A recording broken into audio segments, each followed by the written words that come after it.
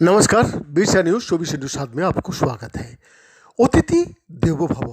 700 साल पहले जब शक, खून, दल, मुगल, पठान खाना और घर का तलाश में हिंदुकुश पर्वत पार करके भारत में आए, तब सस्य श्यामला भारत का उन समय का पहाड़ किनारे भारतवासी उन लोगों को खाना दिया, पानी दिया, बदले में वही लोग पूरा हिंदुस्तान में बादशाही हुकूमत कायम कर दिया।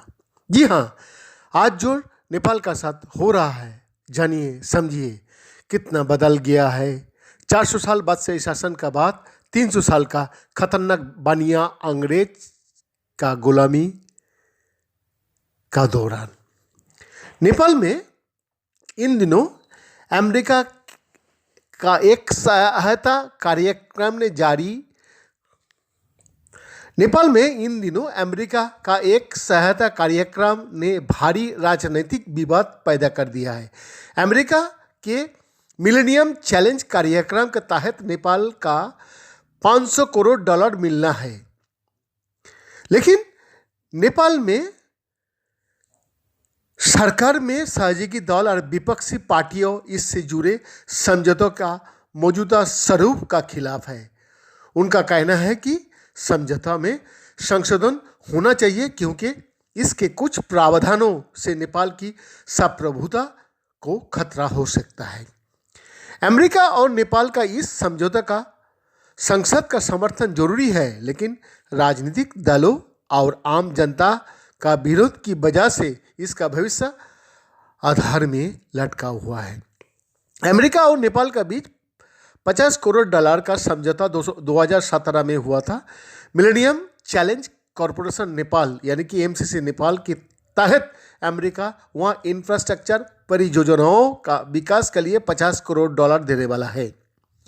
इसका तहत भारत नेपाल के जोड़ने वाले इंफ्रास्ट्रक्चर प्रोजेक्ट भी शामिल है। इस समझौते में अमेरिका की ओर से नेपाल में बिजली की ultra high voltage transmission line बनाने का जिक्र है। इसका इस्तेमाल कर नेपाल भारत को बिजली बेच सकेगा। इसका साथ ही कुछ सड़क परियोजना का भी विकास होना है। इस समझौते में भारत की मंजूरी भी जरूरी है। नेपाली सेवा की फर्निंदो दहल का कहना है कि समझौते का लागू करने के लिए संसद की मंजूरी जरूरी है, लेकिन इसे लेकर सत्ताधारी गठबंधन में ही गंभीर मतभेद उमड़ आई है।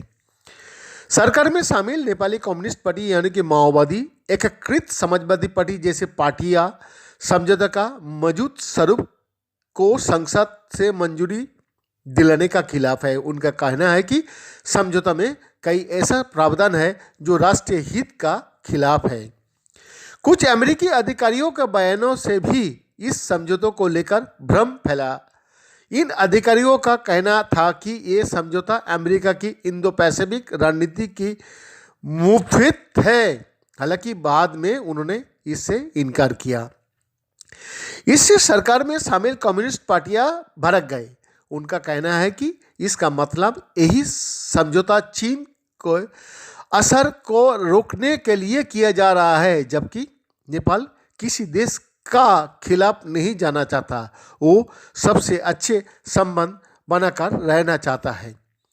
फर्निंदो दहल कहते हैं इस समझौतों को लेकर कुछ दुष्टाचार भी देखने को मिल रहा है। कहा जा रहा है कि अमेरिका इस मदद के बहाने नेपाल में अपने सेना अड्डा बना सकता है। ये चीन को रोकने का उसकी रणनीति है। इससे नेपाल की संप्रभुता को चोट पहुंचेगी। यही वजह है कि नेपाली जनता इसका विरोध कर रही है। विरोध प्रदर्शन कर रहे कुछ लोगों को गिरफ्तार भी किया गया है। समझौतों का विरोध को देखते हुए अमेरिका ने इसे रद्द करने का चेतावनी दी है। उसका कहना है कि अब वो और इंतजार नहीं कर सकता है। फरवरी तक समझौता को मंजूरी नहीं मिली तो वो $50 करोड़ की इस सहायता को वापस ले लेगा। कुछ मीडिया रिपोर्ट में कहा जा रहा है कि अमेरिका ने ये समझौता लागू करने के लिए फरवरी की डेडलाइन दी है, लेकिन ये सच नहीं है। दरअसल नेपाल का पीएम शेर बहादुर देउवा और गठबंधन के नेता पुष्प कमल दाहाल प्रचंड ने पिछले साल सितंबर में अमेरिका अधिकारियों का चिट्ठी लिखकर कहा था कि वो 4-5 महीना में इस समझौता को संसद का समर्थन दिला देंगे, लेकिन अब तक इसे मंजूरी ना मिलने से अमेरिका नाराज है। अमेरिका ने कहा है कि नेपाली नेताओं ने जो वादा किया था उसे पूरा करें, वरना हम ये सहायता वापस ले लेंगे। फर्निंदो दाहाल बताते हैं कि जब ये समझौता हुआ तो अमेरिका ने कहा था कि इसमें भारत को भी भरोसा में लेना होगा, क्योंकि बिजली ट्रांसमिशन लाइन नेपाल के गुडबल से गोरखपुर तक बिछेगी। लेकिन राजनीतिक दलों को कहना है कि जब समझौता नेपाल अमेरिका का बीच हुआ है तो इसमें भारत का क्यों बीच में लाया जा रहा है। नेपाली जनता का एक हिस्सा इसका विरोध कर रहा है। कुछ नेपाली बुद्धिजीवियों का कहना है कि ऐसा करने से नेपाल को अमेरिका, भारत, जापान और ऑस्ट्रेलिया का क्वाड समूह का समर्थक माना जाएगा। ये नेपाल का स्वतंत्र विदेश नीति का लिए ठीक नहीं है। हालांकि चीन ने इस मामले पर अभी तक कोई आधिकारिक बयान नहीं दिया है, लेकिन माना जा रहा है कि वो नेपाल में अमेरिका असर को बढ़ते नहीं देखना चाहता। अमेरिका का अधिकारियों को कहना है कि नेपाल समझौता रद्द करना चाहता है तो वो बाहरी असर और भ्रष्टाचार काफ़ी बढ़ जाएगा। फर्निंदो दाहाल कहता है कि ये सच है कि हाल के दिनों में नेपाल की कम्युनिस्ट पार्टियों और चीनी कम्युनिस्ट पार्टी में काफ़ी अच्छा संबंध रहे हैं। यहाँ की राजनीति में चीन का दखल काफ़ी बढ़ा हुआ दिख रहा है। इसलिए जब भी नेपाल में इस समझौते को लेकर बहस होती है, चीन का एंगल आ ही जाता है। हाल ही में चीन के सरकारी मीडिया ग्लोबल टाइम्स में इस समझौते को लेकर चेतावनी दी गई थी। इसमें छपे एक लेख में कहा गया है कि विकास कार्यक्रम के आरे में ये चीन के खिलाफ बनाई गई रणनीति है। अमेरिका दक्षिण एशिया में नेपाल जैसे छोटे देश को चीन के खिलाफ इस्तेमाल करना चाहता है। अब ये एक जियो पॉलिटिकल मुद्दा बन गया। बड़ा सवाल यह है कि क्या इस समझौते को संसद की मंजूरी मिलेगी या फिर अमेरिका अपनी मदद की पेशकश वापस ले लेंगी। फर्निंदो दाहाल का कहना है कि ये मुद्दा अब बेहद विवादित हो गया है। अगर राजनीतिक पार्टियां इसका समर्थन करती है तो उनकी चुनावी प्रदर्शन पर नकारात्मक असर पड़ सकता है।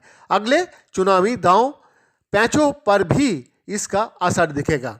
फिलहाल सरकार का नेतृत्व कर रही नेपाली कांग्रेस ने कहा है कि ये ऐसे मंजूरी दिलाने के कोशिश में लगी है, लेकिन सरकार में शामिल अन्य सहयोगी दल इसका विरोध कर रहा है। एक पार्टी ने तो कहा है कि ये सरकार छोड़ देंगे। ऐसे में पीएम शेर बहादुर देउवा का विपक्षी पार्टी नेपाली कम्युनिस्ट पार्टी का समर्थन लेना पड़ेगा। इससे हालात और बिगड़ जाएगा। लेकिन इतना साफ है कि अगर नेपाल ने इस पर जल्द कोई फैसला नहीं लिया तो अमेरिका ये सहायता वापस ले लेगा। अमेरिकी अधिकारियों ने इस बारे में साफ चेतावनी दे दी है। बैद्यनाथ दास का रिपोर्ट, 20 न्यूज़ 24।